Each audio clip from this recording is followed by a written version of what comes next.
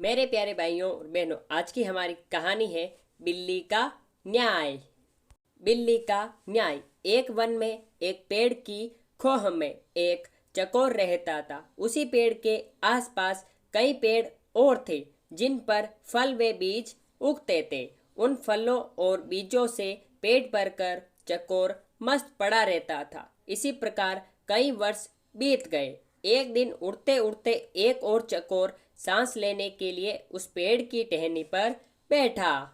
फिर दोनों में बातें हुई। दूसरे चकोर को यह जानकर आश्चर्य हुआ कि वे केवल पेड़ों के फल व बीज चुगकर जीवन गुजार रहा था। दूसरे ने उसे बताया, भाई, दुनिया में खाने के लिए केवल फल और बीज ही नहीं होते, और भी कई स्वादिष्ट चीजें हैं, उन्हें भी खाना चाहिए। जैसे खेतों में उगने वाले अनाज तो बेजोड़ होते हैं, कभी अपने खाने का स्वाद बदल कर तो देखो। दूसरे चकोर के उड़ने के बाद वे चकोर सोच में पड़ गया। उसने फैसला किया कि कल भी वे दूर नजर आने वाले खेतों की ओर जाएगा और उस अनाज नाम की चीज का स्वाद चखकर देखेगा। दूसरे दिन चकोर उड़कर एक खेत के पास उतरा। खेत में धान की फसल उगी थी। चकोर ने कोफले खाई, उसे वे अति स्वादिष्ट लगी। उस दिन से भोजन में उसे इतना आनंद आया कि खाकर तृप्त होकर वहीं आंखें मूंद कर सो गया। इसके बाद भी वे वहीं पड़ा रहा। फिर रोज खाता पीता और सो जाता। 6-7 दिन बाद उसे सूध आई कि घर लौटना चाहिए। इस बीच एक खरगोश घर की तलाश में घूम रहा था। उस इलाके में जमीन के नीचे पानी भरने के कारण उसका बिल नष्ट हो गया था। वह उसी चकोर वाले पेड़ के पास आया और उसे खाली पाकर उसने उस पर अधिकार जमा लिया और वहां पर ही रहने लगा। जब चकोर वापस लौटा तो उसने पाया कि उसके घर पर तो किसी और का कब्जा हो गया है। चकोर क्रोधित होकर बोला, ए भाई, तू कौन है और मेरे घर में क्या कर रहा है? खरगोश ने दांत दिखाकर कहा, मैं इस घर का मालिक हूँ। मैं 7 दिन से यहाँ रह रहा हूँ। ये घर अब मेरा है। चकोर गुस्से से फट पड़ा। 7 दिन? भाई, मैं इस खोह में कई वर्षों से रह रहा हूँ। किसी भी आसपास के पंछी या चौपाई से पूछ लो। खरगोश चकोर की बातें काटता हुआ बोला, सीधी सी बात है, मैं यहाँ आया तो ये खो खाली पड़ी हुई थी और मैं यहाँ बस गया। मैं क्यों अब पड़ोसियों से पूछता फिरूं? चकोर गुस्से में बोला, वाह, कोई घर खाली मिले तो इसका ये मतलब हुआ कि उसमें कोई नहीं रहता। मैं आखिरी बार कह रहा हूँ कि शराफत से मेरा घर खाली कर दे, वरना। खरगोश ने भी उसे ललकारा, वरना तू क्या कर लेगा? ये घर मेरा है, तुझे जो करना है वह कर ले। चकोर सहम गया। वे मदद और न्याय की फरियाद लेकर पड़ोसी जानवरों के पास गया। सबने दिखावे की हूँ की, परंतु ठोस रूप से कोई सहायता करने सामने नहीं आया। एक बूढ़े पड़ोसी ने कहा कि ज्यादा झगड़ा बढ़ाना ठीक नहीं होगा।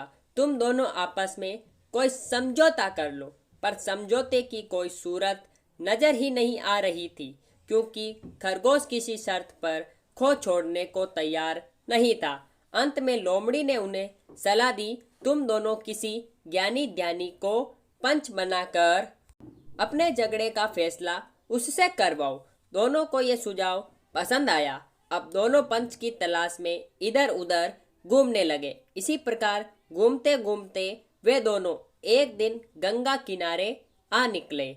वहां उन्हें जब तप में मग्न एक बिल्ली नजर आई। बिल्ली के माथे पर तिलक था और गले में जनेऊ और हाथ में माला लिए मृग छाल पर बैठी वे पूरी तपस्विनी लग रही थी। तो उसे देखकर चकोर व खरगोश खुशी से उछल पड़े। उन्हें भला इससे अच्छा ज्ञानी ध्यानी कहाँ मिलेगा? खरगोश ने कहा, चकोर जी, क्यों न हम इससे अपने झगड़े का फैसला करवाएं। चकोर पर भी बिल्ली का अच्छा प्रभाव पड़ा था, पर वे जरा घबराया हुआ था। चकोर बोला, मुझे कोई आपत्ति नहीं है, पर हमें जरा सावधान रहना चाहिए। खरगोश पर तो बिल्ली का जादू चल गया था। उसने कहा, अरे नहीं, देखते नहीं हो, ये बिल्ली सांसारिक मोह माया त्याग कर तपस्विनी बन गई है। सच्चाई तो ये थी कि बिल्ली उन जैसे मूर्खों जीवों को फांसने के लिए ही भक्ति का नाटक कर रही थी। फिर चकोर और खरगोश पर प्रभाव डालने के लिए वे जोर जोर से मंत्र पढ़ने लगी। खरगोश और चकोर ने उसके निकट आकर हाथ जोड़कर जयकारा लगाया, जय माता दी। माता को प्रणाम। बिल्ली ने मुस्कुराते हुए धीरे से अपनी आंखें खोली और आशीर्वाद दिया, आयुष्मान भव। तुम दोनों के चेहरों पर चिंता की लकीरें हैं। क्या कष्ट है तुम्हें बच्चों? चकोर ने विनती की, माता, हम दोनों के बीच एक झगड़ा है। हम चाहते हैं कि आप उसका फैसला करें। फिर बिल्ली ने पलकें झपकाई, हरे राम, तुम्हें झगड़ना नहीं चाहिए, प्रेम और शांति से रहो। उसने उपदेश दिया और बोली, खैर बताओ, तुम्हारा झगड़ा क्या है? चकोर ने मामला बताया।